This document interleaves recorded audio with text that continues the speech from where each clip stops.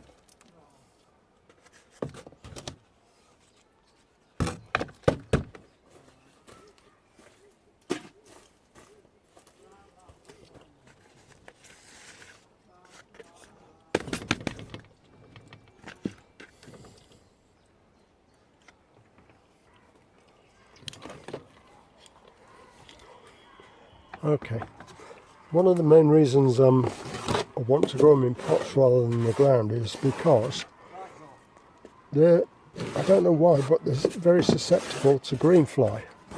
Well, to aphids, not green fly. I'm not sure what type. I can see them. I can get a close up on this.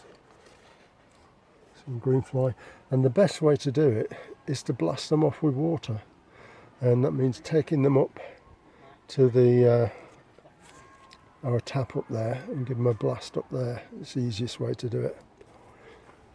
Okay, so this one and the other 3 will be going back into the greenhouse.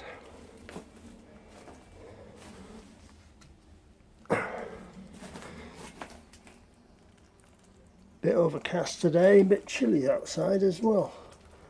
I say chilly, I'm in shorts and t-shirt, but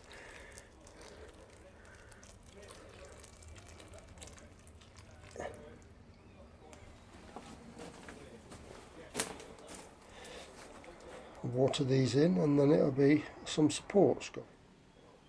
So that's the supports in, so that put them in now. I know they don't need them now, but it'll stop these going into any roots, because the roots are bound closely from where they were in the smaller pots earlier. So I can add some string around that, and all I've got to do then is set up the watering system, and we should be good to go. Quick look at the melons. That one's still alive. That one is. That one looks like it's the best one. So this one in the corner looks as though it could do with a little water, so I'll get on that now.